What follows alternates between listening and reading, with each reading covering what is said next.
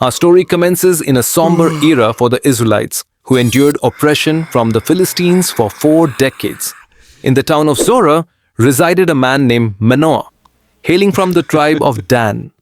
Manoah's wife was barren and had not borne any children. One day the angel of the Lord visited her and proclaimed, "You are barren and childless, but you are about to conceive and give birth to a son. Make sure you avoid wine and any fermented beverages and steer clear of anything considered unclean. This child will be a Nazarite, set apart for God from the moment of his birth, and his hair must never be cut. He will rise up to deliver Israel from the Philistines." Filled with excitement and wonder, the woman hurried to share the angel's message with her husband. Manoah earnestly prayed to the Lord, requesting that the angel return to guide them in raising their son. God listened to Manoah's plea, and the angel reappeared. Curious about the future, Manoah asked the angel what rules would govern the boy's life and work once the angel's words came to pass. The angel reiterated that Manoah's wife gave birth to a son, whom they named Samson. As Samson grew, the Lord blessed him, and the Spirit of the Lord began to move within him while he was in Mahanaim, located between Zorah and Ashal. In his youth, Samson traveled to Timnah, where he encountered a Philistine woman and later returned home to share the news with his parents that Samson had set his eyes on a Philistine woman from Timnah and demanded that she be brought to him as his wife. His parents were taken aback by his choice, questioning why he would seek a bride from the Philistines instead of finding someone acceptable among their own people.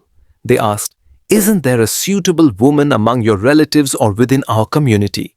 Must you go to these uncircumcised Philistines?" But Samson was adamant, insisting, "Get her for me. She's the one I want." Unbeknownst to his parents, this desire was part of a divine plan, as the Lord was looking for a chance to challenge the Philistines. On his way to Timnah, Samson encountered a young lion in the thick forest, where the path was narrow. Suddenly, a fierce roar echoed through the trees as the lion lunged at him. Empowered by the Spirit of the Lord, Samson felt a surge of strength, and with his bare hands, he ripped the lion apart as easily as one would a young goat. The remains of the lion lay scattered, a powerful testament to Samson's extraordinary might. He kept his actions a secret from both his father and mother, after returning to marry the woman he had previously overlooked. On his way, he noticed the carcass of a lion and discovered a swarm of bees along with some honey inside. He scooped the honey out with his hands and enjoyed it as he continued on his journey. When he reunited with his parents, he shared some of the honey with them, but he chose not to reveal that it came from the lion's carcass. During the wedding feast in Timnah, Samson presented a riddle to his 30 Philistine friends, saying, "Let me share a riddle with you. If you can provide me with the answer within 7 days of the feast, I will reward you with 30 linen garments and 30 outfits. However, if you fail to answer, you will owe me the same." They urged him to share his riddle, and he responded, "From the eater comes something to eat, and from the strong comes something sweet." For 3 days, they were stumped. On the 4th day, they approached Samson's wife, saying, "Persuade your husband to reveal the riddle, or we will set fire to you and your father's house. Did you bring us here just to take what we have?" Then Samson's wife clung to him, tears streaming down her face. "You despise me! You don't truly love me! You've posed a riddle to my people, yet you refuse to share the answer with me." "I haven't even told my parents," he responded. "If I haven't shared it with my own father and mother, why would I tell you?" Despite his words, she wept throughout the entire week of festivities. Finally, on the 7th day, overwhelmed by her persistent pleas, he relented and revealed the answer. She, in turn, shared the riddle with her people just before sunset on the 7th day. The men of the town asked him, "What is sweeter than honey? What is stronger than a lion?"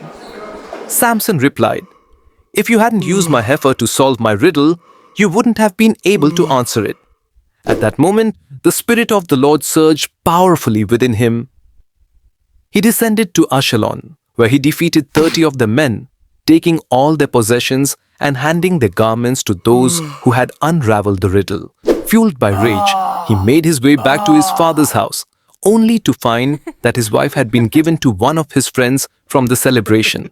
Later, during the wheat harvest, Samson brought a young goat and set out to see his wife. He mentioned that he was heading to his wife's room, but her father refused to let him enter. I was convinced that he despised her. He replied that I had given her to his friend, questioning if her younger sister wasn't more appealing and suggesting they take her instead. Samson then declared to them that this time he had every right to seek revenge on the Philistines, but he was determined to cause them great damage. So he ventured out and captured 300 foxes, pairing them up by tying their tails together. After securing a torch to each pair, he ignited the flames and released the foxes into the fields of the Philistines. The fields erupted in fire, filling the air with the acrid scent of burning crops, while the anguished cries of the Philistines rang out as the means of survival went up in smoke. He set ablaze the harvested grain, standing crops, as well as the vineyards and olive groves. When the Philistines inquired about the culprit, they were informed that it was Samson, the son-in-law of Timnah, whose wife had been given to his friend. In retaliation, the Philistines ascended and set fire to her and her father's home. Furious, Samson declared that he would not rest until he avenged this wrong. He launched a fierce attack, killing many of them before retreating to a cave in the rock of Etam. Meanwhile, the Philistines camped in Judah, spreading their forces near Lehi. The people of Judah, alarmed, questioned their intentions for coming to battle against them. A group approached Samson, declaring their intent to capture him, stating they wanted to repay him for his actions against them. In response, 3,000 men from Judah descended to the cave at the rock of Tim and confronted Samson, asking, "Do you not understand that the Philistines dominate us? What have you done?" Samson replied, "I only retaliated against them as they did to me." They informed him, "We are here to bind you and deliver you to the Philistines." Samson then requested, "Promise me you won't kill me yourselves." They agreed to his terms. They responded that they would merely restrain him and deliver him to their captors, assuring him they had no intention of killing him. So they secured him with 2 fresh ropes and brought him up from the rock. As he neared Lehi, the Philistines rushed at him, shouting loudly, and at that moment, the Spirit of the Lord surged powerfully within him. The ropes binding his arms disintegrated like burnt flax, falling away as he freed himself. Seizing a new jawbone from a donkey, he wielded it with fierce determination, taking down 1,000 foes. The battlefield was strewn with the fallen, and there stood Samson, blooded yet triumphant, gripping the jawbone tightly in his hand. Then Samson declared, "With the jawbone of a donkey, I have defeated them. With the jawbone of a donkey, I have slain 1,000 men." After he finished his words, he tossed aside the jawbone, and the location was named Ramath Lehi. Overcome by thirst, he called out to the Lord, "You have granted your servant this tremendous victory, but will I now perish from thirst and be captured by the uncircumcised?" God then revealed the hollow place in Lehi, and water flowed from it. When Samson drank, his strength was restored, and he regained his vitality. This spring was named Enoch, and it remains in Lehi to this day. One day, Samson traveled to Gaza and encountered a stunning woman, deciding to spend the night with her. The people of Gaza learned that Samson was in town, so they surrounded the area and waited for him at the city gate throughout the night. But as the night passed, they remained still, planning to strike at dawn. However, Samson didn't stay idle for long. By midnight, he rose and seized the city gates along with their sturdy posts. With a remarkable display of strength, he wrenched them free, bar and all, and hoisted them onto his shoulders. He then carried them to the hill overlooking Hebron, showcasing not only his immense power, but also his fearless defiance. After a while, he found himself captivated by a woman named Delilah, who lived in the valley of Sorek. The leaders of the Philistines approached her with a proposition. They asked her to entice him into revealing the source of his immense strength and how they could defeat him, allowing them to bind and control him. They promised her 1,100 shekels of silver each for her assistance. Delilah then asked Samson, "What is the secret of your incredible strength, and how can you be bound and subdued?" Samson replied, "If someone binds me with 7 new bowstrings that haven't been dried, I'll be as weak as any ordinary man." So the Philistine leaders brought her 7 fresh bowstrings, still moist, and she tied him up with them. With men concealed in the room, she shouted, "Samson, the Philistines are here!" But he broke the bowstrings as effortlessly as a thread snaps when it nears a flame. Delilah then turned to Samson and said, "You've deceived me. You lied to me. So now explain how you can be bound," he answered. "If you take the 7 braids of my hair and weave them into the loom's fabric, securing them with a pin, I will be as powerless as any other man." While he was asleep, Delilah seized the 7 braids of his hair, wove them into the fabric, and secured them with the pin. Once again, she called out to him, "Samson, the Philistines are here!" He woke from his slumber, yanked out the pin and the loom along with the fabric dot. Then she confronted him, asking how he could profess his love when he refused to share his secrets. "This is the 3rd time you've embarrassed me without revealing the source of your incredible strength," she pressed, wearing him down with her relentless questioning. Eventually, he could take it no longer and revealed the truth. "No razor has ever touched my hair because I have been a Nazarite, devoted to God since the day I was born. If my head were to be shaved, I would lose my strength and become as feeble as any other man." When Delilah realized he had revealed all his secrets, she quickly informed the Philistine rulers, saying, "He has shared everything with me." The rulers then returned silver in hand. After lulling him to sleep on her lap, she summoned someone to cut off the 7 braids of his hair, initiating the process of weakening him. As his strength faded, she called out to Samson, warning him that the Philistines were coming.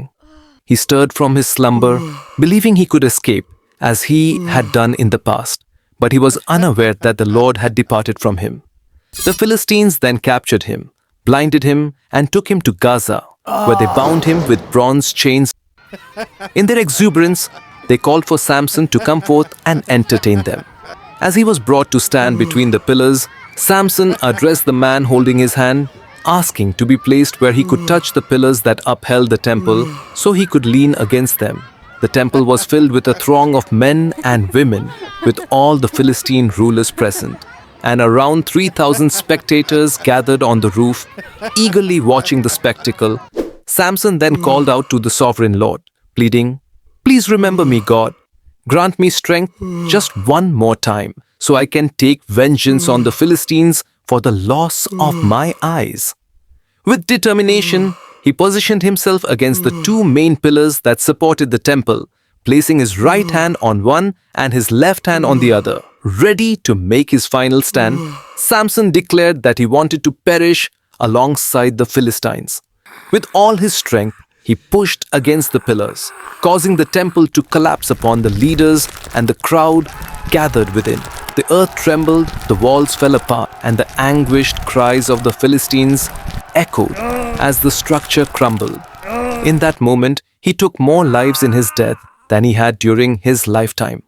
Soon after, his brothers and the entire family of his father descended to retrieve him. They returned him and laid him to rest between Zorah and Eshtaol in the tomb of his father Manoah. For 20 years, he had guided Israel.